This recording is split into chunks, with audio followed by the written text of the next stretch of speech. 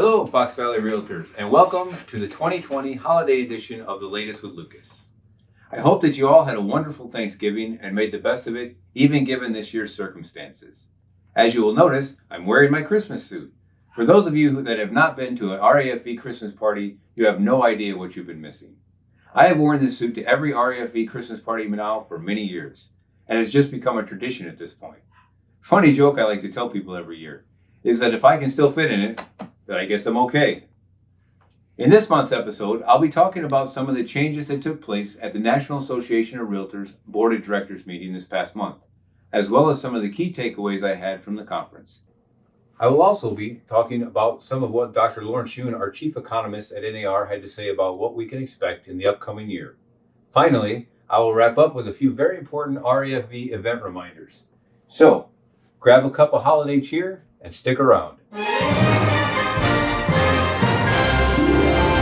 The latest with Lucas. I hope that you all had a wonderful Thanksgiving, even though this has been anything but a normal year.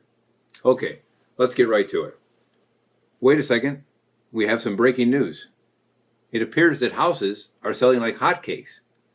I'm sorry, I do not have any data to quantify the sale of hotcakes in the past year here in Illinois. Control room?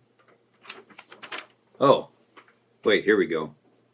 Okay, it appears that hotcakes are selling at 34.9% more in Illinois than the same month in October 2019. And the median price of these hotcakes are 16.5% higher than the same month in 2019 as well. Well, realtors, it appears that it is time to get out there and sell while the selling is good. One quick note on that. Brian Buffini mentioned during the NAR conference that low inventory is not an excuse, and that you need to go out and create your own inventory. This is not a paid endorsement for Buffini and Company, although I wouldn't decline such a payment. But seriously, I highly recommend, if you have not checked out some of the resources that Brian's company has to offer, then you should do so as soon as you have a chance. In fact, he was running a deal with NAR, so go check that out as well on nar.realtor and see if it's still available. Speaking of the NAR convention this year, while the format of the 2020 Realtors Conference and Expo was online, it was very convenient with no travel required. This unprecedented opportunity gave realtors the ability to listen, learn, and participate from the comfort of their own homes or offices. Several actions taken by the NAR Board of Directors were well worth noting, but I'll talk about only a few key takeaways. The board approved several recommendations to strengthen the association's commitment to fair housing. Among them, they took a strong action to curb hate speech. Our code of ethics will now include a new standard of practice prohibiting the use of harassing speech, hate speech, epithets, or slurs against the protected classes. Our very own Illinois Realtors past president, Matt DeFanis, as chair this year of the NAR Professional Standards Committee, brought this motion to the floor. This motion was passed, so keep your eye out for all kinds of new training coming from NAR about this subject. Second, the directors voted to combat steering by improving school data resources. The topic of school quality serving as a proxy for racial steering was a hot topic this year at the Idea Exchange Council for Brokers Forum. NAR expects to start providing some updated resources on real estate in schools in 2021, according to Brian Green, NAR's Director of Fair Housing, who spoke at the forum. And lastly, the directors voted to change our local association's core standards. Among the changes to local association core standards are the requirements that our strategic plan include a diversity, equity, and inclusion, as well as fair housing component, and further, to certify that they have conducted or promoted this activity, and require our leadership to have training to include commitment to greater diversity, equity, and inclusion. Our staff, along with a group of realtors at RAFV, were already in the works of doing this before it was even brought up at this year's NAR meetings. So as always, I'm very proud of our members for being on the forefront of this, and our staff for figuring out how we can begin to implement this into our plan at the Realtor Association of the Fox Valley. Okay, let's talk a little bit about what Dr. Lawrence Yoon, our chief economist at NAR, had to say during his update at the Economic Issues Forum. First off, he was speaking at the time assuming that President-elect Biden would be our next president.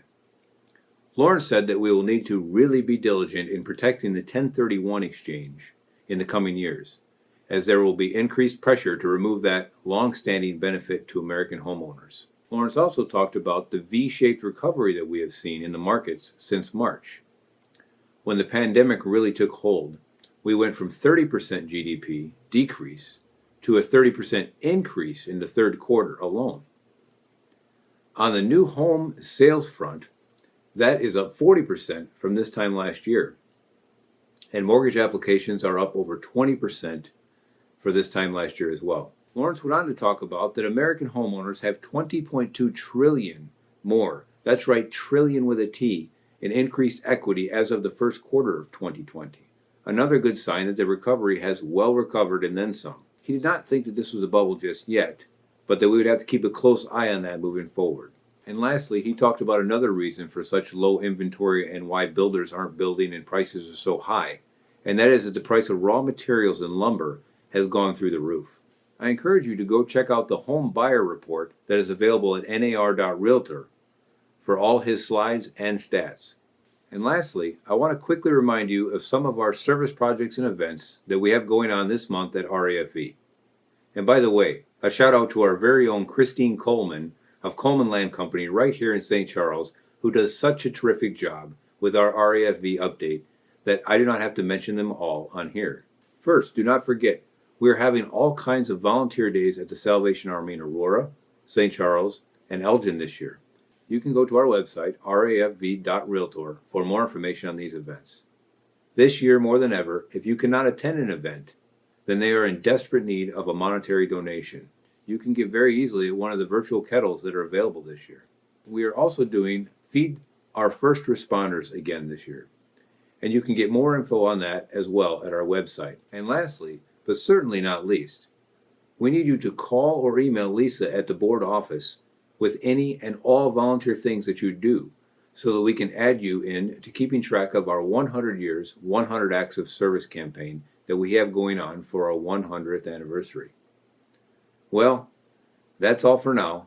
I'll be back after the new year with another episode of The Latest with Lucas. Until then, do not forget to like us on Facebook and subscribe to our YouTube channel. And please, give this video a thumbs up and leave a comment on our YouTube channel. I wish you all a Merry Christmas and a happy and prosperous 2021. You stay classy, Fox Valley.